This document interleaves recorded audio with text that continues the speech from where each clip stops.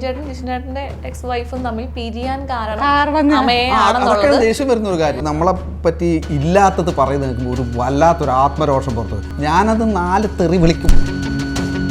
ചിലപ്പം ഒരു തെറിയാ പറയും, പോടാ ഫുണ്ടേ എന്ന് പറഞ്ഞിട്ട് ഞാൻ ജിഷിനാണ് എൻ്റെ പേരെന്ന്. അയ്യോ അവനൊരു പറഞ്ഞോ എന്താണ് കേട്ടതല്ലേ പറയുന്നത്.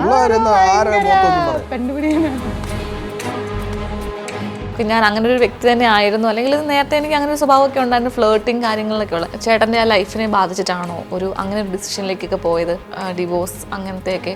ഞാൻ ആക്ച്വലി എന്തുകൊണ്ടാണ് ഡിവോഴ്സ് ആയത് ഇതുവരെയായിട്ടും പറഞ്ഞിട്ടില്ല. ഇതുവരെ പറഞ്ഞിട്ടില്ല. അതിന് ഞാൻ ഇവിടെ ആയിട്ട് ഇന്റർവ്യൂലായിട്ട് ഞാൻ പറയണം. ഞാൻ എന്തുകൊണ്ടാണെന്നോ അല്ലെങ്കിൽ അവളെ കുറ്റം പറഞ്ഞിട്ടോ ഒരിക്കലും ഞാൻ ഒരു സ്ഥലത്ത് പറഞ്ഞിട്ടില്ല. ടോക്സിസിറ്റി ഉണ്ട് ചേട്ടനിൽ, അത് കുറഞ്ഞുകൊണ്ടിരിക്കുന്നു. റൊമാൻറ്റിക്കുമാണ്, അല്ലെന്ന് ഞാൻ പറയില്ല. അങ്ങനെ അല്ലെന്ന് പറഞ്ഞാൽ മോശമായി.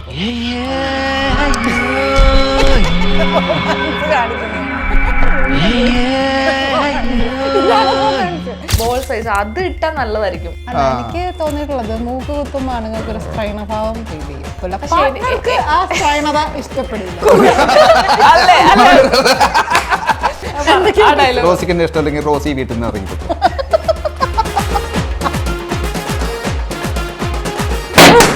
ദേഷ്യം വന്നു കഴിഞ്ഞാൽ ഞാൻ 2 ബലൂൺ കുത്തിപ്പൊട്ടു, അല്ല 2 പപ്പടം കസിക്കാം. അല്ല ജിഷിൻ ചേട്ടൻ്റെ ഒരു ഇപ്പോൾ പേഴ്സണൽ ലൈഫ് ആയിക്കോട്ടെ പ്രൊഫഷണൽ ലൈഫ് ആയിക്കോട്ടെ ഒരു സമയത്ത് ഭയങ്കരമായിട്ടും ബുദ്ധിമുട്ട് അനുഭവിച്ചിട്ടുണ്ടെന്ന് ചേട്ടൻ തന്നെ പല ഇന്റർവ്യൂസിൽ പറഞ്ഞിട്ടുണ്ട്. അപ്പോൾ ആ ഒരു പേഴ്സണൽ ചലഞ്ചസ് എല്ലാം ഓവർകം ചെയ്യാൻ അമ്മയെ ഒരുപാട് ഹെൽപ്പ് ചെയ്തിട്ടുണ്ടല്ലോ. തീർച്ചയായിട്ടും ഉണ്ട്. എന്ന് വെച്ചാൽ ഈ പറഞ്ഞ ഞാൻ പറഞ്ഞല്ലോ, ഇപ്പോൾ ഞാൻ വളരെ മോശമായിട്ട് നിൽക്കുന്ന ഒരു അവസ്ഥയിലാണ് അവള്.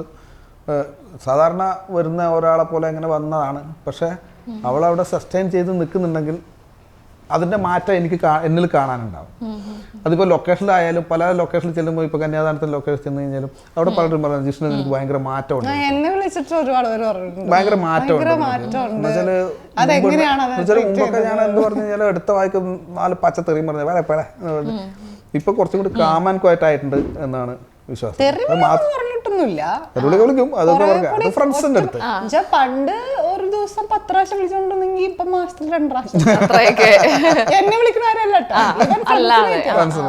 ചേട്ടനെ ഞാൻ നോക്കിയപ്പം ഒരു ടോക്സിക് ക്യാരക്ടർ ഉണ്ട്. അത് ഞാൻ മുമ്പ് എൻ്റെ ഫസ്റ്റ് ഇന്റർവ്യൂവിൽ പറഞ്ഞിട്ടുണ്ട്. അന്ന് അവരെ ചോദിച്ചു ഭയങ്കര എന്താ റൊമാൻറ്റിക് ആണോ ജിഷിൻ? ഞാൻ പറഞ്ഞല്ലോ ടോക്സിക്കാ.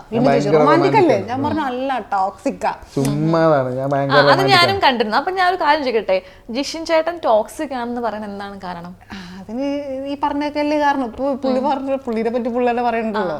ഇത് ഞാൻ ജിഷിനെ മോശമാക്കി പറയണല്ല കേട്ടോ. അത് മേ ബി നമ്മൾ വളർന്നു വന്ന സാഹചര്യം കൊണ്ടിട്ടൊക്കെ പലരും അങ്ങനെ ആവും.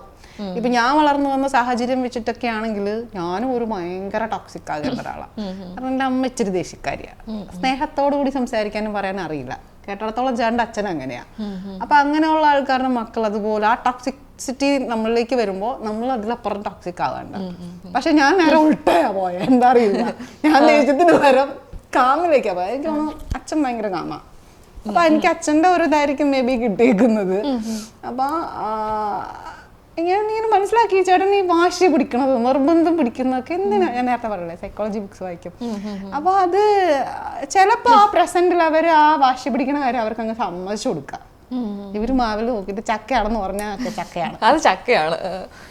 അത് കഴിഞ്ഞിട്ട് ഇവരൊക്കെ ആയി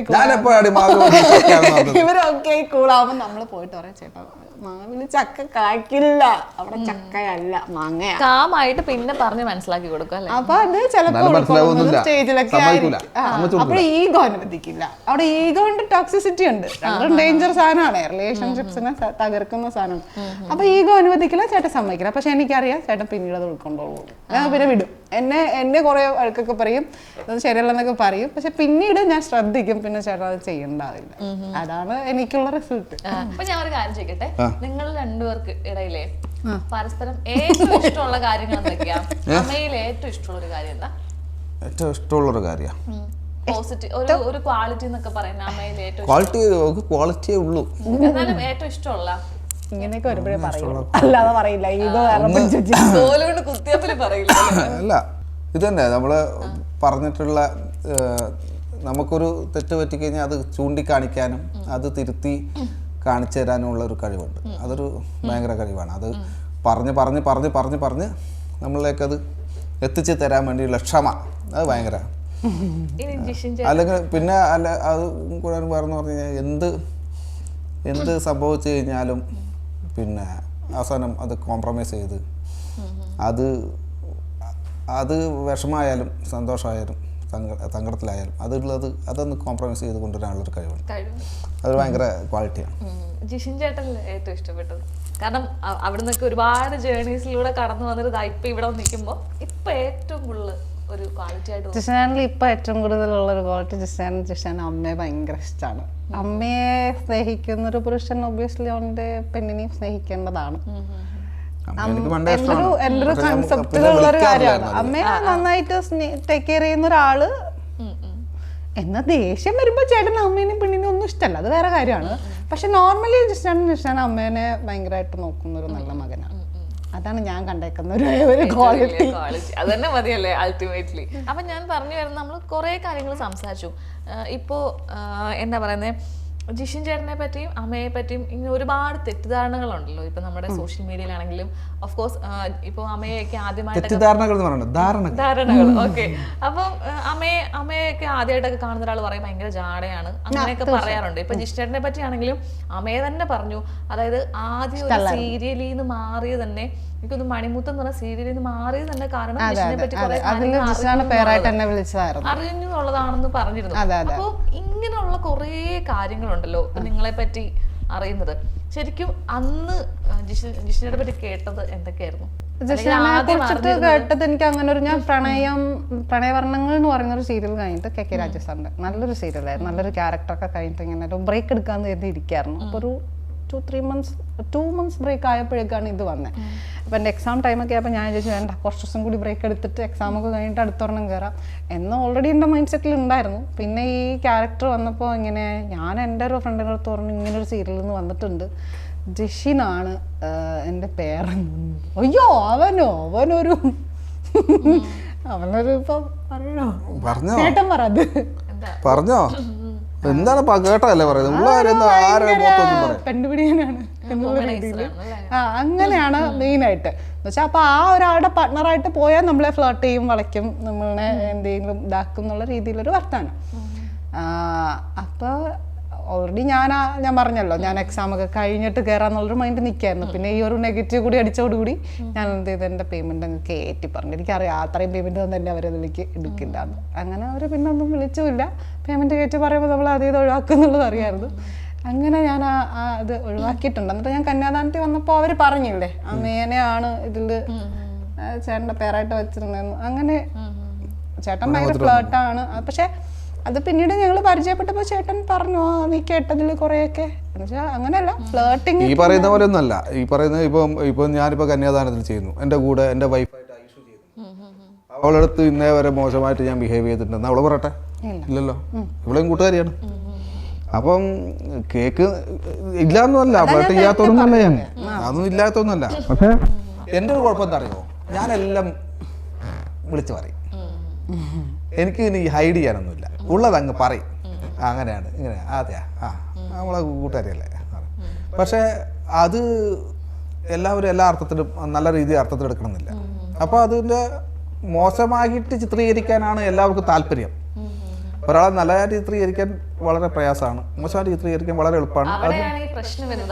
ഒന്നാമത് ഞാനിപ്പോ ഒരു റീൽ എടുക്കുന്നു ഇത് അറിഞ്ഞിട്ട് മുതലെടുക്കുന്ന പെൺകുട്ടികളുണ്ട്. ഇപ്പൊ ഈ അഡ്ജസ്റ്റ്മെന്റിനെ കുറിച്ച് നമ്മൾ പറയുകയാണെങ്കിൽ അഡ്ജസ്റ്റ്മെന്റ് എന്ന് പറയുന്ന ഒരു സാധനം എന്തുകൊണ്ട് ഇൻഡസ്ട്രിയിൽ വരുന്നു? അതിന് ഫില്ലിംഗ് ആവുന്ന സ്ത്രീകളുള്ളതുകൊണ്ടല്ലേ. അതിന് ഫില്ലിംഗ് അല്ലാത്ത സ്ത്രീകളാണ് ബുദ്ധിമുട്ടുന്നത്, അവർക്ക് വർക്കില്ല. സോ അപ്പൊ ആ പറഞ്ഞ പോലെ മുതലെടുക്കുന്ന സ്ത്രീകളുണ്ട് ഒരുപാട് പേര്. സീരിയൽ ഇൻഡസ്ട്രിയിലായാലും ഉണ്ട്, സിനിമ ഇൻഡസ്ട്രിയിൽ ഹേമ കമ്മിറ്റി ഒക്കെ വന്നിട്ടുണ്ടായിരുന്നല്ലോ. അത് വന്നു കഴിഞ്ഞാൽ സീരിയൽ ഇൻഡസ്ട്രിയിലുണ്ട്. ആളൊരു മോശം സിറ്റുവേഷൻ അല്ലെങ്കിൽ ആളിങ്ങനെ ഫ്ലേർട്ട് ചെയ്യുന്ന ആളാണ്, ആള് നോക്കുന്ന ഒരു ടൈപ്പാണെന്ന് അറിഞ്ഞിട്ട് ആളിനെ ഫ്ലേർട്ട് ചെയ്യാൻ വേണ്ടി മാത്രം വരുന്ന സ്ത്രീകളുണ്ട്. ആളെ യൂസ് ചെയ്യാണെന്നുള്ളത് ആൾക്ക് ദൈവത്തെ ഇത്രയും സൗന്ദര്യം തന്നു പോയത്. എന്ത് സൗന്ദര്യം ഈ വരുന്നവർക്ക്. അതായത് പണ്ടാണ് ആണുങ്ങൾക്കൊരു ചിന്ത, നമ്മൾ ആ പെണ്ണിനെ ഞാൻ യൂസ് ചെയ്തു അല്ലെങ്കിൽ യൂസ് ആൻഡ് ത്രോ ചെയ്തു. ഇപ്പൊ പെണ്ണുങ്ങൾക്ക് അതേ മൈൻഡ് ഉണ്ട്. ഞാനൊരു സെലിബ്രിറ്റി ന്യൂസ് ഇൻട്രോ ചെയ്തു അന്നത്തെ പറയുന്നത്. അപ്പൊ ഇത്രയും നെഗറ്റീവ് ഒക്കെ വരുമ്പോഴത്തേക്കും നമ്മൾ അതിനെ എങ്ങനെയായിട്ട് ഹാൻഡിൽ ചെയ്യുന്നത്? കാരണം 4 സൈഡിൽ നിന്ന് ഇതൊക്കെ തന്നെയാണ് കേൾക്കുന്നത്. അപ്പോ നമ്മൾക്ക് തന്നെ ഒരു ബുദ്ധിമുട്ട് വരില്ലേ? ഇപ്പം അവരെന്നെ പറ്റി എങ്ങനെ ചിന്തിക്കും? ഇപ്പൊ അമ്മയെ തന്നെ പറഞ്ഞു അല്ലേ, ആദ്യം ഇങ്ങനെയാണ് ചിന്തിക്കുന്നത്. ആദ്യമൊക്കെ ഉണ്ടായിരുന്നു. ഇപ്പം എനിക്ക് എന്നെ സംബന്ധിച്ചിടത്തോളം ഇപ്പൊക്കാണ് ഇതിന്റെയൊക്കെ പ്രശ്നം. എനിക്ക് ഇപ്പൊ എന്നെ പറ്റി ഇപ്പൊ 4 തെറി കമന്റ് ഞാൻ മൈൻഡ് ആക്കല്ലേ, ഇല്ലേ കേട്ട് ഇല്ലെങ്കിൽ വിടും. നമ്മൾക്കിത് കേട്ട് പഴകി, അതുകൊണ്ട് ഇവന്മാർ പറയുന്നവർ പറയും, നല്ലവർക്ക് അറിയാം. ഇപ്പം എന്നെ ശരിക്കും അറിയുന്നവർക്ക് അറിയാം എൻ്റെ സ്വഭാവം എന്താണെന്ന്, ഞാൻ എങ്ങനെയാണെന്നുള്ളതും അറിയാം. അപ്പോൾ ഈ നെഗറ്റീവ് കമൻറ്റ് പറയുന്നവർക്ക് അവർക്ക് ഒരു സുഖം.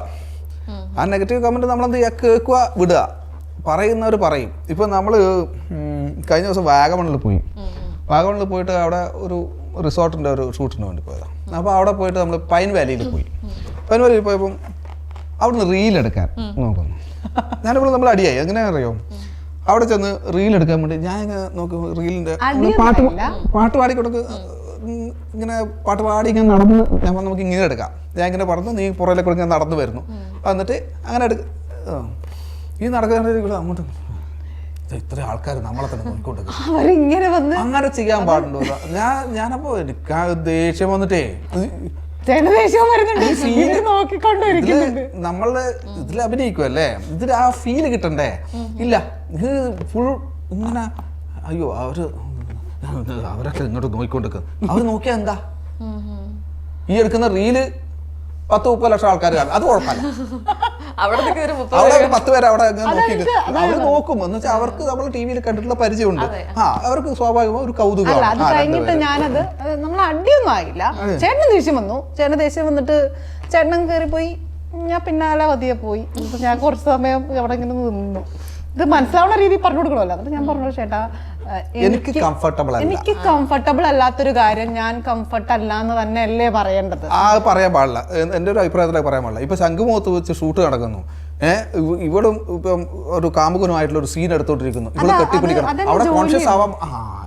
ഇത് ജോലിയല്ലെങ്കിൽ എന്താ റീൽ എടുക്കുന്നത്? അതൊരു ക്യാമറ എടുക്കുന്നതല്ലേ? അതൊരു ആർട്ടിസ്റ്റ് അല്ലേ? ആർട്ടിസ്റ്റ് ഒരിക്കലും ഇത്രയും ആൾക്കാരെ മുമ്പ് അഭിനയിക്കാൻ പറ്റുന്ന ഒരാൾക്ക് ഇവിടെ എന്തിനു കോൺഷ്യസ് ആവുന്നു ബാക്കിയുള്ളവർ നോക്കുമ്പോ? ഓരോരുത്തരുടെ വ്യക്തിപരമാണ്. ഇതില് ഈ പിന്നെ ബാക്കിയുള്ളവർ എന്ത് വിചാരിക്കും എന്ന് വിചാരിച്ച് ജീവിച്ചു നമുക്ക് ജീവിക്കാം. ഇപ്പം ഇതിൽ വരുന്ന കമന്റിൽ ഓരോരുത്തർ കമന്റ് വന്നു ഇവിടെ പോയി നോക്കും എന്താണ് കമന്റ്, ഇത് ആരാണ് എഴുതിയിരിക്കുന്നത്, ഇവര് ഫേസ്ബുക്കിലുണ്ടോ, അവിടെ പോയി നോക്കും. ഇന്ന ആള് തന്നെയാണ് കേട്ടോ അവിടെ കമന്റ് ഇടും. നിങ്ങളെ ടാർഗറ്റ് ഞാനിതൊന്നും നോക്കാറില്ല. ഇവർ എന്ത് കമന്റ് ഇട്ടോട്ടെ, നല്ല ഇട്ട് കഴിഞ്ഞാൽ ഞാൻ ഒരു ലൈക്ക് കൊണ്ടുപോയി ഇടും. അവർക്കും നമ്മൾ റിപ്ലൈ കൊടുക്കുന്ന സന്തോഷമാണ്. ഇങ്ങനെയുള്ള കമന്റ് ഞാൻ ഇഗ്നോർ ചെയ്യും. ബാധിക്കാറുണ്ടോ? ബാധിക്കുമായിരുന്നു. എനിക്കിതൊന്നും ശീലമില്ല. ഇതാണെങ്കിലും അതെ, ഈ റീലിന്റെ കാര്യം പറഞ്ഞപ്പോ ഞാൻ പറഞ്ഞില്ലേ, ചേട്ടന് ദേഷ്യം വന്നു. വഴക്കൊന്നുമില്ല, ചേട്ടൻ അങ്ങ് കയറിപ്പോയി. ഞാൻ പിന്നാലെ പോയി. ഞാൻ പറഞ്ഞു, ഞാൻ കംഫർട്ടല്ല, ഞാൻ ആർട്ടിസ്റ്റ് ആണ്, ഇവിടെ ഷൂട്ടല്ല നടക്കുന്നത്, ഞാൻ ഇവിടെ ഇതിന് കംഫർട്ട് അല്ല. ഇങ്ങനെയൊക്കെ വരുമ്പോഴത്തേനും അത് എങ്ങനെ ഹാൻഡിൽ ചെയ്യുന്നുള്ളത്? മറ്റുള്ളവരൊക്കെ പറയുമ്പോൾ അത് ബുദ്ധിമുട്ടാവില്ലേ? എനിക്ക് ബുദ്ധിമുട്ടായിരുന്നു. ഇപ്പൊ പതിയെ മാറി വരുന്നു, ശ്രദ്ധിക്കാതെ ആകുന്നുണ്ട്. അല്ല, ഞാൻ ഈ പറഞ്ഞ പോലെ ഞാൻ വേറെ ഇങ്ങനെ റീല് ഞാൻ എന്റെ നായകന്മാരുടെ കൂടെ നിന്നിട്ടാണെങ്കിലും ഞാൻ റീലൊന്നും എടുത്തിട്ടില്ല.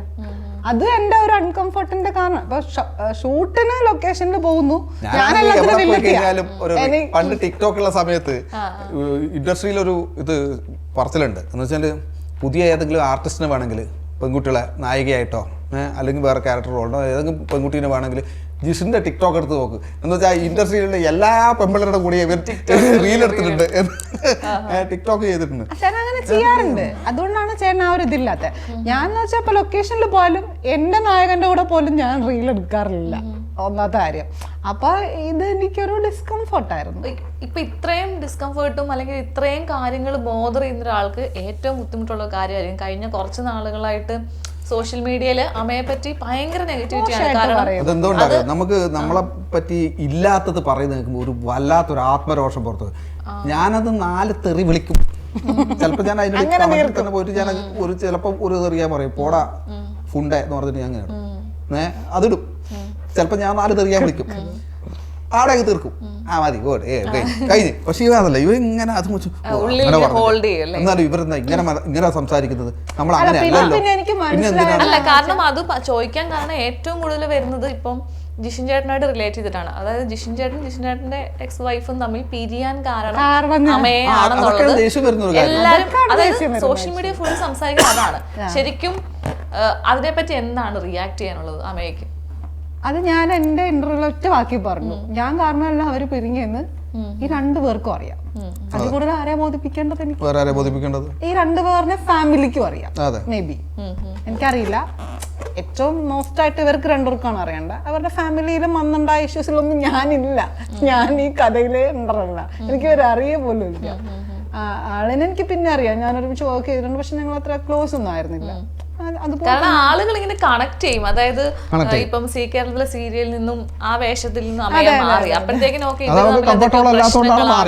അവിടെ എനിക്ക് ഡേറ്റ് കുറഞ്ഞതുകൊണ്ട് ചെയ്തോണ്ടിരിക്കുക. ഇപ്പൊ ഏത് സീരിയൽ വർക്ക് ചെയ്യുന്നുണ്ടെങ്കിൽ ഇവൾ ആദ്യം പറയുന്നത്, സാർ പിന്നെ നിങ്ങൾ തരുന്ന ക്യാരക്ടർ അത് ചെയ്യാനുണ്ടെങ്കിൽ, അല്ലെങ്കിൽ പെർഫോം ചെയ്യാനുണ്ടെങ്കിൽ, അല്ലെങ്കിൽ അത്യാവശ്യം കുറച്ച് ദിവസങ്ങളുള്ളതായിരിക്കണം, അല്ലാണ്ട് വെറുതെ ഒരു സൈഡ് റോൾ ചെയ്യാൻ വേണ്ടി എന്നെ വിളിക്കരുത്, ഞാൻ ഇട്ടിട്ട് പോകുവേ എന്ന് തന്നെ പറഞ്ഞിട്ടാണ് വർക്ക് എടുക്കാറ്. എല്ലാ വർക്കും ആളും അങ്ങനെ തന്നെ എടുക്കാറ്.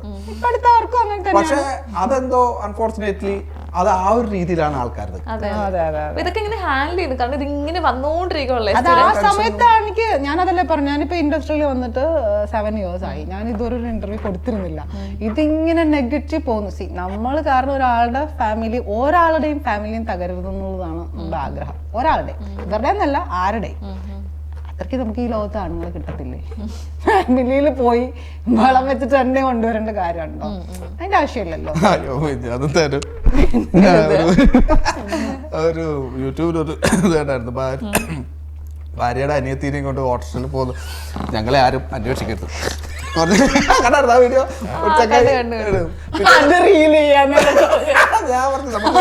അല്ല, ഒന്നാമതേ കേൾക്കുന്നത് ജീവിതം തകർത്തവള്, ഒരു മകനെ എന്താ അനാഥമാക്കിയവളെന്നൊക്കെ ഒരുപാട് ഇങ്ങനെ കേൾക്കുന്നുണ്ട്. ഇനി അതിന്റെ കൂടി ഇതുകൂടെ ചെയ്യുന്നില്ലേ? ചേട്ടനാണെ വൈറലാവാൻ വേണ്ടി എന്തും ചെയ്യുന്ന അത് അങ്ങനെയാണ്. അതിനടുത്തൊന്നും രണ്ടടുത്ത് പറയാം, നമുക്ക് ഇത് ഞാൻ കിട്ടുന്ന കണ്ടന്റ് നമുക്ക് മാക്സിമം യൂസ് ചെയ്യണല്ലോ. ഇപ്പൊ സ്റ്റാർ മാജിക് ആയാലും നമ്മൾ കൊടുക്കുന്ന കണ്ടന്റിനനുസരിച്ച്, അല്ലെങ്കിൽ ഈ റീലിലായാലും നമ്മൾ ഇൻസ്റ്റാഗ്രാമിൽ ഇടുന്നതിന് ഓരോ കണ്ടന്റിനാണ് ലൈക്കും ഇതും കയറുന്നത്, ആൾക്കാർ ശ്രദ്ധിക്കുന്നത് അല്ലെ. ആസ് ആൻ ആർട്ടിസ്റ്റ് നമ്മളെ എക്സ്പ്ലോർ ചെയ്യുകയാണ്, നമ്മൾ ആളുകളിലേക്ക് കൊടുത്തുകൊണ്ടിരിക്കുകയാണ് ചെയ്യുന്നത്. അല്ലാണ്ട് നമ്മളിലേക്ക് ഒതുങ്ങി കൂടി കഴിഞ്ഞ് കഴിഞ്ഞാൽ ആരും നമ്മളെ ശ്രദ്ധിക്കില്ല. നമ്മൾ ഇത് കണ്ടിട്ട് വേണ്ടേ നമ്മൾ വേറൊരാൾ അവൻ കൊള്ളാം, അവനെ ചെയ്തോ കൊള്ളാം എന്ന് പറഞ്ഞിട്ടല്ലേ നമ്മൾ കഴിച്ചത്. ഇത് ഒരു തരത്തിൽ പറഞ്ഞു സ്വയം വിപണനം എന്ന് പറയാം, സംഭവമാണത്. പറയുന്നതൊക്കെ എന്നെ എഫക്ട് ചെയ്തിരുന്നു. പിന്നെ ഇപ്പൊ എനിക്ക് മനസ്സിലായി, ഞാൻ നേരത്തെ പറഞ്ഞ പോലത്തെ നമ്മളുടെ അനുഭവിക്കുന്ന പെയിൻ നമുക്ക് മാത്രമേ അറിയൂ, അത് ബാക്കിയുള്ളവർക്ക് അത് ബോധേഡല്ല. സോ ഇഗ്നോർ ചെയ്യാന്നുള്ളൊരു ഭാഗം ഞാനും പഠിച്ചോണ്ടിരിക്കും. ഞാൻ ഇത് ഒരു ഡിവോഴ്സ് ആയിട്ടുള്ള ഒരാള് വിഷമിച്ച് കഴിയുന്ന കാണാനായിരിക്കും ആണ് നാട്ടുകാർക്കൊക്കെ ഇഷ്ടം എന്നാണ് എനിക്ക് തോന്നുന്നത്. അങ്ങനെ ഇവരിങ്ങനെ ആയിരിക്കണം. ഇപ്പം സുധിച്ചേട്ടൻ്റെ വൈഫ് റോനു, അവള് ചെയ്യുന്ന റീൽസ് ഒക്കെ കാണും. ഞാൻ അതിന്റെ അടിയിൽ ഞാൻ നോക്കും കമന്റേ, ഡാൻസ് കളിച്ചിട്ട് ബേസിക്കലി ഒരു ഡാൻസറാണ്, അവൾ ഡാൻസ് കളിച്ചിട്ട് ഒരു വീഡിയോ ഇടുന്നുണ്ട്. ആ വീഡിയോന്റെ അടിയിൽ കമന്റ്, ഭർത്താവ് മരിച്ചിട്ട് ഇത്രയല്ലേ ആയുള്ളൂ, എന്താ ഭർത്താവ് മരിച്ചു കഴിഞ്ഞാൽ ഇവർക്ക് ഡാൻസ് കളിക്കാൻ പാടില്ലേ? എന്ത് ചിന്താഗതി! അവർ വിഷമിച്ചിരിക്കുന്നത് കാണാനാണ് ആൾക്കാർക്ക് ഇഷ്ടം. ഒരു സന്തോഷത്തോടെ ഒരാൾ ജീവിക്കുന്നത് കാണുമ്പം ഈ എസ്പെഷ്യലി മലയാളികൾക്ക് എന്തോ ഒരു കുരുപൊട്ടലാണ്. സന്തോഷത്തോടെ ജീവിക്കുകയാണെന്ന് കണ്ടു കഴിഞ്ഞാൽ സന്തോഷത്തോടെ ജീവിക്കുക, എന്നിട്ട് അതിന് പണി കൊടുക്കുക, അത് ഈ കമന്റിന്റെ രൂപത്തിൽ വരിക. ഒരു സുഖം, ഒരു മനസ്സുഖം, അത്രേ ഉള്ളൂ. പക്ഷേ ഇത് മനസ്സിലായി കഴിഞ്ഞാൽ നമ്മളങ്ങ് വിട്ടേക്കും. ഇവക്കുള്ള സംബന്ധിച്ചിട്ട് ഇവക്ക് അതൊരു പുതിയൊരു അനുഭവം ആയതുകൊണ്ട് ആയി വരുന്നു. എന്നാലും ഇടയ്ക്കോരോ കമന്റ്, ഏത് മുമ്പൊക്കെ ഇട്ട വീഡിയോന്റെ കടിയിൽ കാണുന്ന കമന്റ് വായിച്ചിട്ട് പോലും മനസ്സിലാവുന്നില്ല. മെസ്സേജ് ഇട്ടു. അപ്പൊ അത് ഞാനിങ്ങനെ പറഞ്ഞു, ചേട്ടാ അതേ നമ്മുടെ ഫോട്ടോക്ക് വീണ്ടും ഒരു ചൊറിഞ്ഞ മെസ്സേജ് വന്നപ്പോ ഞാൻ പോട്ടെ ഇന്നലെ അങ്ങനെ പറഞ്ഞു. ഞാനിപ്പോ മൈൻഡ് ചെയ്യാറില്ല. ഞാൻ ഇപ്പം ജിഷിൻ ചേട്ടനോട് ഞാൻ വ്യക്തിപരമായിട്ടൊരു കാര്യം ചോദിക്കുവാണെങ്കിൽ, അതായത് പറയാൻ പറ്റുവാണെങ്കിൽ പറഞ്ഞത് കേട്ടോ. ഇപ്പം ജിഷിൻ ചേട്ടൻ ഈ ഇന്റർവ്യൂവിൽ തന്നെ പറഞ്ഞു, അതായത് ഓക്കെ ഞാൻ അങ്ങനെ ഒരു വ്യക്തി തന്നെ ആയിരുന്നു, അല്ലെങ്കിൽ നേരത്തെ എനിക്ക് അങ്ങനെ ഒരു സ്വഭാവമൊക്കെ ഉണ്ടായിരുന്നു, ഫ്ലേർട്ടിങ് കാര്യങ്ങളിലൊക്കെ ഉള്ളത്. ഇപ്പം അങ്ങനെയുള്ളൊരു കാര്യങ്ങളൊക്കെ ചേട്ടൻ്റെ ആ ലൈഫിനെ ബാധിച്ചിട്ടാണോ ഒരു അങ്ങനെ ഒരു ഡിസിഷനിലേക്കൊക്കെ പോയത് നിങ്ങൾ ഒരു ഡിവോഴ്സ് അങ്ങനത്തെയൊക്കെ? ഞാൻ ആക്ച്വലി എന്തുകൊണ്ടാണ് ഡിവോഴ്സ് ആയത് ഇതുവരെയായിട്ടും പറഞ്ഞിട്ടില്ല? ഇതുവരെ പറഞ്ഞിട്ടില്ല. അതിന് ഞാൻ ഇവിടെ ആയിട്ട് ഇന്റർവ്യൂലായിട്ട് ഞാൻ പറയണോ? അല്ല, ഞാൻ ചോദിച്ചത് അത് പറയാൻ പാടില്ല. അത് നമ്മൾ തമ്മിലുള്ള ഒരു മ്യൂച്വൽ അണ്ടർസ്റ്റാൻഡിങ്. അത് ഒരിക്കലും ഞാൻ എന്തുകൊണ്ടാണെന്നോ അല്ലെങ്കിൽ അവളെ കുറ്റം പറഞ്ഞിട്ടോ ഒരിക്കലും ഞാൻ ഒരു സ്ഥലത്ത് പറഞ്ഞിട്ടില്ല, പറയുകയില്ല. എന്നെ പറ്റി പറയുന്നുണ്ടാവും പല സ്ഥലത്തും പലതായിട്ട് പല മീഡിയയിലും വന്ന് ഇങ്ങനെ നമ്മൾ സംസാരിക്കാറുണ്ടല്ലോ. അപ്പൊ അതൊരു നമ്മൾ രണ്ടുപേരും മ്യൂച്വലി ഒരു കാര്യം തീരുമാനിച്ചിട്ടുണ്ടെങ്കിൽ അത് ചെയ്യണം. പാടില്ല എന്ന് പറഞ്ഞ കാര്യം അത് പാടില്ല എന്ന് തന്നെയാണ്. അത് നമ്മൾ പിന്നെ പറയാം. അല്ല, റിവീൽ ചേട്ടൻ കഴിഞ്ഞ ഇന്റർവ്യൂവിൽ കുറച്ച് കാര്യങ്ങൾ റിവീൽ ചെയ്തല്ലോ, ഇങ്ങനെ വലിക്കുമായിരുന്നു. അപ്പൊ ഇതൊക്കെ കൊണ്ടായിരിക്കും ഇട്ടിട്ട് പോയ എന്നൊക്കെ പറയുന്നുണ്ട്. മേ ബി അങ്ങനെ വിശ്വസിക്കുന്നവർ അങ്ങനെ വിശ്വസിക്കുന്നവർക്ക് ആക്ച്വലി അതിന് ശേഷമാണ് ഞാൻ ശരിക്കും ഒന്നാമത് എന്റെ ഈ കണ്ണ് ഒന്നാമത് പണ്ട് മുതലേ എനിക്ക് കേൾക്കുന്ന ഒരു ചീത്തപ്പേരാണ് കഞ്ചാവ് എന്നുവെച്ചാൽ നമ്മളെ ഈ കണ്ണ് ഒരു മയങ്ങിയ കണ്ണാണ് എന്റേത്. അപ്പൊ കണ്ടു കഴിഞ്ഞാൽ തോന്നുന്നു ഇവർ ഫുൾ ടൈം ഇത് തന്നെയാണെന്നുള്ളത്. അല്ല, പണ്ടേ എനിക്കുണ്ട് ആ പേര്. അല്ല, എനിക്ക് ഓർമ്മയുണ്ട്. ഞാനാണെങ്കിൽ ഓട്ടോഗ്രാഫ് കാണുമ്പോഴും ചേട്ടന്റെ എനിക്ക് അന്നത്തെ ഹൈലൈറ്റ് കണ്ണായിരുന്നു. ഇവിടെ കണ്ടൊരു വെട്ടോ അതാണ് ഞാൻ പറഞ്ഞത്. എനിക്ക് ഓർമ്മയുണ്ട്. ഇപ്പൊ ഇവിടെ ഒരു നോസ്റ്റഡ് ഉണ്ട്. കാരണം അന്നത്തെ ഞാൻ ചോദിക്കാൻ വരുമായിരുന്നു. അതായത് അമ്മയെ ഇങ്ങനെ നോട്ട് സ്റ്റഡ് ഒക്കെ കുത്തുന്നവരൊന്നും ഇഷ്ടമല്ല എന്ന് ഓൾറെഡി പറഞ്ഞു കഴിഞ്ഞു. അപ്പൊ ജിഷ്ണയുടെ എന്താ ജിഷ്ണയുടെ ഇതൊക്കെ കുത്തിയത്? നമുക്ക് നമ്മുടെ കുറെ ആഗ്രഹങ്ങൾ ഇതൊക്കെ സാക്ഷാത്കരിക്കാൻ ചെയ്യാൻ വേണ്ടിയല്ലേ നമ്മൾ ജീവിക്കുന്നത്. കൊച്ചു കൊച്ചു ആഗ്രഹങ്ങൾ. ഇപ്പൊ അപ്പം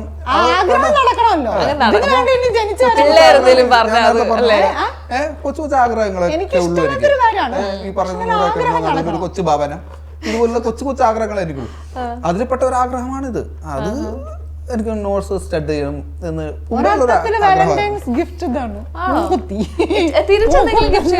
അല്ല. പക്ഷെ ഇവക്ക് തീരെ ഇഷ്ടമല്ല കേട്ടോ, തീരെ ഇഷ്ടമല്ല ഈ നോട്ട്സ്. പക്ഷെ എന്നെ കാണാൻ എല്ലാരും നന്നായിട്ടുണ്ട്. സ്നേഹ അങ്ങനല്ലേ പറയുള്ളൂ, കൊള്ളാന്നല്ലേ പറയുള്ളൂ. എനിക്കൊരു സജഷൻ ഉണ്ട്, ഞാൻ ഇത് കഴിഞ്ഞിട്ട് ഞാൻ പറഞ്ഞു. അല്ല, എനിക്ക് തോന്നുന്നു ചേട്ടന് ഗോൾഡിനെക്കാട്ടിലും സിൽവർ ആയിരിക്കും ചേരുമെന്ന് തോന്നുന്നു. ചെറിയൊരു അപ്പൊ ഇതും ഒരു മറ്റേ മുട്ട് പോലുള്ള സാധനം ഉണ്ടല്ലോ, മറ്റേ ബോൾ സൈസ് ഉണ്ടല്ലോ, ബോൾ സൈസ്, അത് ഇട്ടാ നല്ലതായിരിക്കും സിൽവർ. അല്ല, എനിക്ക് തോന്നിയിട്ടുള്ളത് മൂക്ക് കുത്തുമ്പോ ആണുങ്ങൾക്ക് ഒരു സ്ത്രൈണഭാവം ഫീൽ ചെയ്യും.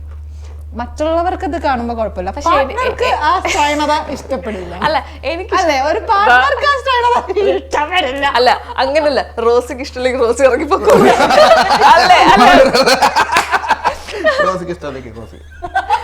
അതൊന്നും പറഞ്ഞു കേട്ടോ. അല്ലെങ്കിൽ തന്നെ ചേട്ടൻ ഇടക്കിടക്ക് ഇങ്ങനെ നിൽക്കും. അപ്പൊ ഞാൻ പറയാം, ഇങ്ങനെ നിക്കല്ലേ, പറയട്ടോ. റോസിക്ക് ഇഷ്ടമല്ലെങ്കിൽ റോസി വീട്ടിൽ നിന്ന് ഇറങ്ങിപ്പോക്കോ. ഇങ്ങനെയൊക്കെ തന്നെയാണോ? ശരിക്കും ഭയങ്കര റൊമാൻറ്റിക്കാ? ഇത് റൊമാൻസ് ആണോ? സത്യം പറഞ്ഞ ഇവക്ക് എന്താണ് റൊമാൻസ് എന്ന് അറിയില്ല, അതാണ് പ്രശ്നം. കോമഡി അല്ലേ? ഞാൻ ഭയങ്കര റൊമാൻറ്റിക് ആണ്. കോമഡി റൊമാൻറ്റിക് ശരിക്കും അമ്മയുടെ ഒരു ലവ് ലാംഗ്വേജ് എന്താ? അങ്ങനല്ല, ചേട്ടൻ ആക്ച്വലി ടോക്സിസിറ്റി ഉണ്ട് ചേട്ടനിൽ, അത് കുറഞ്ഞുകൊണ്ടിരിക്കുന്നു. റൊമാൻറ്റിക്കുമാണ്, അല്ലെന്ന് ഞാൻ പറയില്ല. അങ്ങനെ അല്ലെന്ന് പറഞ്ഞാൽ മോശമായിപ്പോ.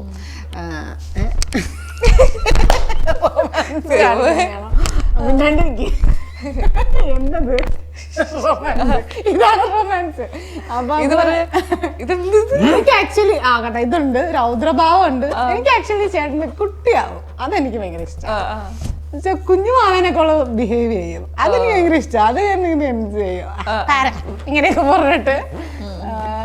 ഓക്കെ, നിങ്ങൾ ഞാൻ ഒരു ചെറിയ സെഗ്മെന്റിലൂടെ കൊണ്ടുപോവാണ്. ഞാൻ കുറച്ച് ഫോട്ടോസ് ആൻഡ് വീഡിയോസ് കാണിക്കാം. എനിക്ക് അതിന്റെ എന്തെങ്കിലും ഒരു മെമ്മറിയോ നിങ്ങൾക്ക് എന്താണ് അതിൽ റിയാക്ട് ചെയ്യാൻ തോന്നുന്നുള്ളത്.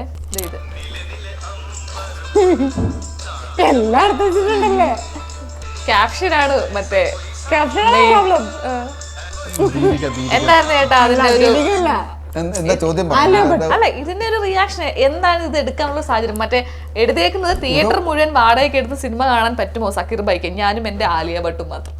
ഇത് ആക്ച്വലി സംഭവിച്ചത് എന്താണെന്ന് വെച്ച് കഴിഞ്ഞാല് ഒരു സിനിമ ഒരു സിനിമ അത് വളരെ ഫേമസ് ആയിട്ട് നല്ല റീച്ച് പോയ നല്ല സിനിമ കേട്ടോ. ആ സിനിമയുടെ പേര് ഞാൻ പറയില്ല, എന്ന് വെച്ചാൽ അത് അത്രയും ഹിറ്റായിട്ടുള്ള പടാ.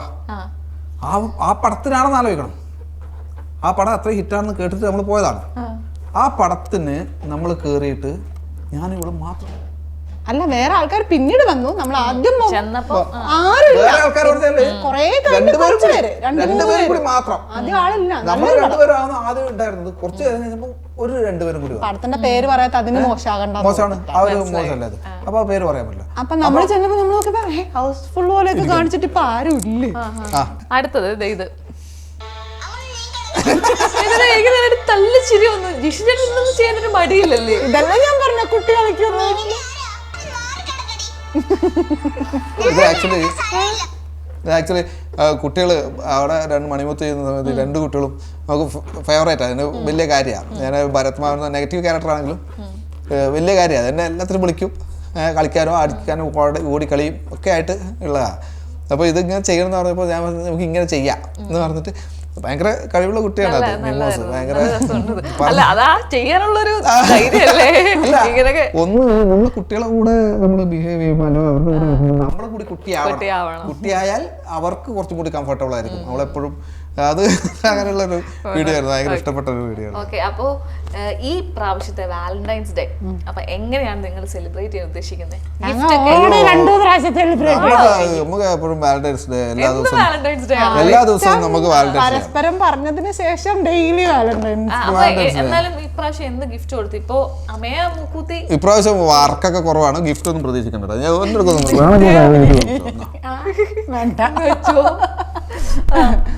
അല്ല, അപ്പൊ ഞങ്ങള് ഇത്തവണ ചേട്ടൻ എന്നെ ന്യൂ ഇയറിന് തിരുപ്പതിയിൽ കൊണ്ടുപോയി. ചേട്ടൻ ഫുൾ ഇതായിട്ട് എന്നെ കൊണ്ടുപോയി. എൻ്റെ കൂടെ തൊഴാൻ വന്നു. ഫസ്റ്റ് ടൈം നമ്മൾ ഫ്രണ്ട്സ് ആയിരിക്കുന്ന സമയത്ത് ഗുരുവായൂരിൽ എൻ്റെ കൂടെ തൊഴാൻ വന്നിട്ട് 1 hour ക്യൂവിൽ നിന്നപ്പോൾ എന്നെ തെറി വിളിച്ച് നിന്നു. ഇത്തവണ എൻ്റെ കൂടെ വന്നിട്ട് 8 hours എൻ്റെ കൂടെ ക്യൂവിൽ നിന്നു. ഒരു തെറിയും വിളിച്ചില്ല. അതാണ് ഏറ്റവും വലിയൊരു ഗിഫ്റ്റ്. ഒരു ചില സ്വര ചേർച്ചയില്ലായ്മ ഉള്ളത് നമ്മൾക്ക്. ഒന്ന് എനിക്ക് എൻ്റെതായിട്ടുള്ള കുറച്ച് കാഴ്ചപ്പാടുകളുണ്ട്. ഇപ്പൊ ഇവള് ഭയങ്കര കൃഷ്ണഭക്തയാണ്. ഗുരുവായൂർ എന്ന് പറഞ്ഞു കഴിഞ്ഞാൽ ഗുരുവായൂർ അമ്പലം പോകണം, തൊഴണം. പക്ഷേ എനിക്ക് കുറച്ച് എതിർപ്പുള്ള കാര്യങ്ങളാണ്. ഞാൻ ദൈവവിശ്വാസി അല്ലാത്തോണ്ടല്ല. ഞാൻ വീട്ടിൽ വിളക്ക് വെക്കുന്ന ആളാണ്, പ്രാർത്ഥിക്കുന്ന ആളാണ്, വാട്ടവർ എല്ലാം ചെയ്യുന്ന ആളാണ്. പക്ഷേ എനിക്ക് അമ്പലത്തിൽ ഷർട്ട് അയച്ചിട്ട് കയറുന്നത് എനിക്കിഷ്ടമല്ല. അതൊരു ആചാരമായിട്ട് എനിക്ക് ഫീൽ ചെയ്തിട്ടില്ല. അതൊരു മോശമായിട്ട് എനിക്ക് ഫീൽ ചെയ്തിട്ടില്ല. ഞാൻ ഏതോ ഒരാളുടെ ഒരു വീഡിയോ കണ്ടപ്പോൾ ഞാൻ വിചാരിച്ച കാര്യങ്ങളൊക്കെ പുള്ളി പറയുന്നുണ്ടായിരുന്നു. എന്ന് വെച്ചാൽ ഷർട്ട് അയച്ച് ഇത്രയും വലിയ ഹൈജീനും കാര്യങ്ങളൊക്കെ നോക്കുന്ന ആൾക്കാർ, ഇത്രയും ആൾക്കാരെ വേർത്ത് കുളിച്ചിരിക്കുന്ന ആൾക്കാരെ ഇങ്ങനെ ഒട്ടി പോയിട്ട് അവിടെ എത്തുമ്പോൾ എന്ത് ഫ്രഷ്നെസ്സാണ് ഉണ്ടാവുക ദൈവത്തിന് മുമ്പ് പോയി തൊഴുമ്പോൾ. അപ്പം ഇവർക്ക് ഇവരുടേതായിട്ടുള്ള കുറേ ഇതുണ്ട്. അങ്ങനെയല്ല, നമ്മൾ കയറി കഴിയുമ്പം ആ മൂർത്തിയിൽ നിന്ന് ഇതിൻ്റെ ചൈതന്യം നമ്മളെ നെഞ്ചിലേക്കാണ് എത്തേണ്ടത്. അതാ ഈ പെണ്ണുങ്ങൾക്ക് നെഞ്ചില്ലേ? അപ്പം ഞാനൊരു ഹിന്ദുവാണ്, ഞാൻ വിശ്വസിക്കുന്ന ആളാണ്. പക്ഷേ ഇങ്ങനെയുള്ള കുറച്ച് അതുകൊണ്ട് ഞാൻ തീരുമാനിച്ചത്, ഞാൻ പറഞ്ഞു ഞാൻ അമ്പലത്തിന് ഉള്ളിൽ കയറില്ല. ഷർട്ട് അയച്ചിട്ട് കയറുന്ന ചോദിക്കട്ടെ, ഈ അമ്പലത്തിൽ നമ്മൾ കയറുന്നു. ഗുരുവായൂർ അമ്പലമാണ്, നമ്മളെ തിരുവനന്തപുരത്തെ മറ്റേ ദൈവക്ഷേത്ര ആറ്റുകാല് അമ്പലമാണ്. ആറ്റുകാൽ ക്ഷേത്രത്തിൽ നമുക്ക് ഷർട്ട് ഇട്ടിട്ട് കയറാം. തിരുപ്പതിയിൽ കയറാം. അതെന്ത്? ഇത് എല്ലാത്തും ഒരേ നിയമം പാടില്ല ഇവർക്ക്. ഒരു സ്ഥലത്ത് ഒരു അമ്പലത്തിൽ അമ്പലങ്ങൾ എന്ന് പറയുമ്പോൾ എല്ലാത്തിനും ഒരേ നിയമമായിരിക്കും. അല്ല പിന്നെ എല്ലായിടത്തും ഷർട്ട് അയച്ചിട്ട് കയറണം. ഞാൻ മർച്ചടിക്കട പോകാറുണ്ട്, മുത്തപ്പന്റെ ഇത് പോകാറ് പറയില്ലല്ലോ ഷർട്ട് അയച്ച് കയറണം. ഇന്ന ആൾക്കാർക്ക് പോകാൻ പാടുള്ളൂ എന്ന് പറയുന്നത്. ഇതൊക്കെ ഇതിൽ ഞാൻ എതിരാണ്. അമ്പലത്തിൽ ഷർട്ട് അയച്ച് കയറുന്നത് വൃത്തിയായിട്ട്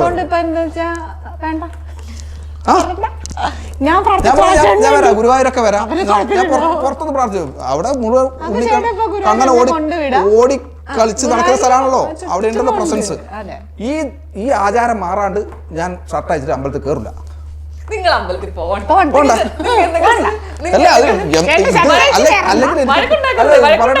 പ്രേക്ഷകർ പറഞ്ഞിട്ട് നമുക്ക് കൺവിൻസിംഗ് ആയിട്ടുള്ള ഒരു മറുപടി, അല്ലെങ്കിൽ നിങ്ങൾ കമന്റിലിട്ടോ കൺവിൻസിംഗ് ആയിട്ടുള്ള ഒരു മറുപടി, ഇതിനെ അനുകൂലിക്കുന്നുണ്ടോ പ്രതികൂലിക്കുന്നുണ്ടോ എന്നുള്ളത് നിങ്ങൾ പറയണം. അമ്പലങ്ങളിൽ ഷർട്ട് അഴിച്ചിട്ട് കയറുന്നത് എനിക്ക് അക്സെപ്റ്റ് ചെയ്യാൻ പറ്റില്ല. ഷർട്ട് അഴിക്കാതെ കയറണം എന്ന് തന്നെയാണ് എൻ്റെ ഇതിനെ അനുകൂലിക്കുന്നുണ്ടോ പ്രതികൂലിക്കുന്നുണ്ടോ നിങ്ങൾ പറയാം, നിങ്ങൾക്ക് കമന്റ് ചെയ്യും. കമന്റ് ചെയ്യും. Okay, എന്താ, welcome ചെയ്യുന്നല്ലേ അത്രേ ഉള്ളൂ. അല്ല, ഇത് ദൈവവിശ്വാസം ഇല്ലാത്തതുകൊണ്ടോ ഒന്നുമല്ല, ഇതൊരു ദുരാചാരമായിട്ട് എന്ന് വെച്ചാൽ പണ്ട് മുതലേ ഈ മാറുമറക്കൽ സമരം ഇതൊക്കെ നടത്തിയ നാടാണിത്.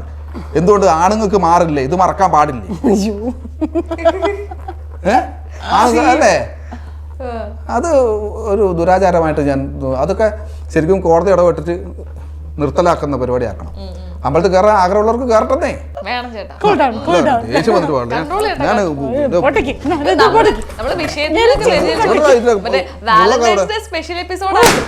ദേഷ്യം വന്നു കഴിഞ്ഞാൽ ഞാൻ 2 ബലൂണ് കുത്തിപ്പൊട്ടിക്കും, അല്ല 2 പപ്പടം കച്ചില്ല. അല്ല പിന്നെ വാലന്റൈൻസ് ഡേ സ്പെഷ്യൽ ആയിട്ട് ഇപ്പൊ ലാസ്റ്റ് ദൈവമേ ഇത് മറ്റേ ബാക്ക് ടു വാലന്റൈൻസിലേക്ക് വരാം. അപ്പൊ എന്തായാലും ഓൾറെഡി വാലന്റൈൻസ് ഡേ ഒക്കെ നിങ്ങൾ ഡെയിലി ആഘോഷിക്കുന്നുണ്ട്. അപ്പൊ എനിക്കും മനസ്സിലായി, ആ ഒരു സെഗ്മെന്റിൽ തന്നെ എനിക്ക് മനസ്സിലായി വളരെ അണ്ടർസ്റ്റാൻഡിംഗ് ഉള്ള അങ്ങനത്തെ റിലേഷനിൽ പോകുന്നതിൽ കാര്യമുള്ളൂ. അപ്പൊ ഇപ്പൊ നമ്മൾ സിമ്മർ ഡേറ്റിംഗിലാണ്. അണ്ടർസ്റ്റാൻഡിംഗ് ആയിരിക്കണം, അഡ്ജസ്റ്റ്മെന്റ് ആവണം. അതാണ് ഞാൻ എപ്പോഴും പറയുന്ന ഒരു കാര്യം. എനിക്ക് അഡ്ജസ്റ്റ് ചെയ്യാൻ പറ്റില്ല, അണ്ടർസ്റ്റാൻഡ് ചെയ്യണമെന്ന് ഞാൻ പറയും. അഡ്ജസ്റ്റ് ചെയ്യാം കുഞ്ഞു കുഞ്ഞു കാര്യങ്ങൾക്ക്, അല്ലാണ്ട് നമ്മൾ ഒരാളിനെ ഇല്ല അഡ്ജസ്റ്റ് ചെയ്ത് പോകാനുള്ള ഒരു കുഴപ്പം നമ്മൾ കുറെ നാൾ പോയിട്ട് അവസാനം നമ്മൾ വേർപിരിയും. മനസ്സിലാക്കി പോവാ. ആൾക്ക് ഇപ്പം പറഞ്ഞ മൂക്കുത്തി ഇഷ്ടമല്ല, ചേട്ടന് ഇഷ്ടമാണ്, അപ്പൊ ഞാൻ ആ ഇഷ്ടത്തിന്. പ്രേക്ഷകരെ, നിങ്ങൾ ഇതും കൂടി ഒന്ന് കമന്റ് ചെയ്യണം. ഈ മൂക്കുത്തി, ഒരാണ് ഒരു മൂക്കുത്തി ഇട്ട് കഴിഞ്ഞു കഴിഞ്ഞാൽ അത് അവരുടെ ആണത്തത്തെ ബാധിക്കുമോ, അല്ലെങ്കിൽ അവർക്കൊരു ഫെമിനൈൻ ടച്ച് ഉണ്ടാകുമോ? ഇത് നല്ലതാണോ? ഇത് ഒരാൾക്ക് പെൺകുട്ടിയൊക്കെ മുടി കട്ട് ചെയ്തിട്ട് പോവാം, ആണുങ്ങൾക്ക് ഒരു മൂക്കുത്തി കുത്തി കഴിഞ്ഞാലാണ് പ്രശ്നം. എന്തേ ഇതിനിപ്പോ വരാൻ പോകുന്ന കമന്റ് ഞാൻ പറഞ്ഞുതരാം. പഴയ തമ്മിത്തല്ലാണ്, ഇത് അധികം നാളെ പോവില്ല, അതാണ് അടുത്ത് വരാൻ പോകുന്നത്. ആ കമന്റും നമ്മൾ അക്സെപ്റ്റ് ചെയ്യും. അതെ, നമ്മളപ്പോ എല്ലാ കമന്റും അക്സെപ്റ്റ് ചെയ്യാണ്. അപ്പൊ എനിക്ക് മനസ്സിലായി. അല്ലെ, എങ്ങനെയുണ്ട് എന്റെ മൂക്കുത്തി? സൂം ചെയ്ത് കുറിച്ചോ.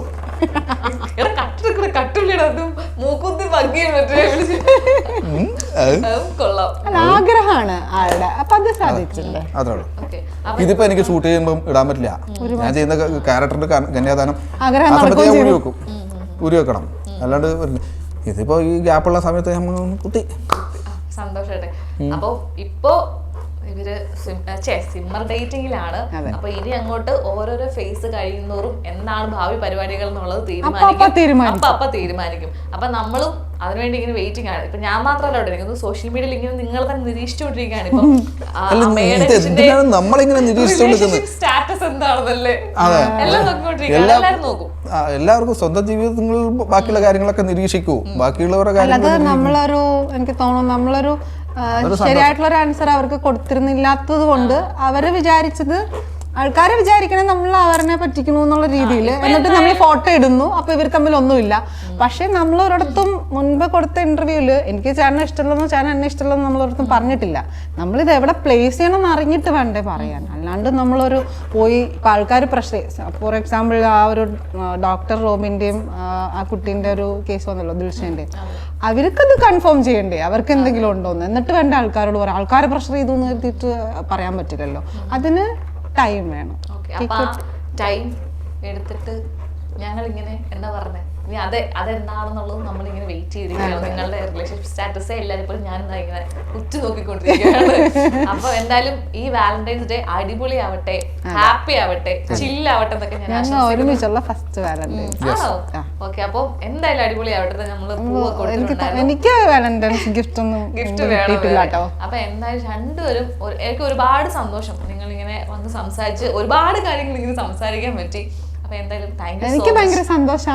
ഇത് ഫുള്ള് ഞങ്ങൾ ജയിച്ചു, ഒരു അടിപൊളി ജയിച്ചു. അടുത്ത് വരുമ്പോ ഭയങ്കര ടഫ് ക്വസ്റ്റ്യൻ ഒക്കെ അപ്പൊ നമ്മള് ഭയങ്കര ടഫ് ടാസ്കിലൂടെ ഒക്കെ പോയിട്ട് വേണം. എനിക്കിത് വിഷയമില്ല, ഞാൻ അത്യാവശ്യം ടഫ് ടാസ്ക് ഈ സ്റ്റാർ മാജിക്കിലൊക്കെ പോകുന്നതാണ്, ജീവിതമാകുന്ന ടാസ്ക്. ഓക്കെ, അപ്പൊ എന്തായാലും എല്ലാവിധ വിശ്വസും വാലന്റൈൻസ് ഡേ വിശ്വസും എല്ലാവരും വിശ്വാസമാണ്. താങ്ക് യു സോ മച്ച് രണ്ടുപേർക്കും. Thank you. അപ്പോൾ പ്രേക്ഷകരെ, നിങ്ങൾ എല്ലാവരും ഈ പ്രണയ ദിനത്തിൽ അല്ലെങ്കിൽ ഈ വാലന്റൈൻസ് ഡേയിൽ നിങ്ങളെല്ലാവരും പ്രണയിക്കുക, പ്രണയിച്ചുകൊണ്ടേയിരിക്കുക. പ്രണയം മാത്രമായിരിക്കണമെന്നില്ല, സ്നേഹിക്കുക. എല്ലാവരും പരസ്പരം സ്നേഹിക്കുക. പരസ്പര വിദ്വേഷമില്ലാതെ എല്ലാവരെയും സ്നേഹിച്ച് പോയിക്കൊണ്ടിരുന്നു കഴിഞ്ഞാൽ നമ്മൾ നല്ല പോസിറ്റീവ് ആവും, പീസ് ഓഫ് മൈൻഡ് ആവും. അപ്പം ഹാപ്പി വാലന്റൈൻസ് ഡേ. ബൈ.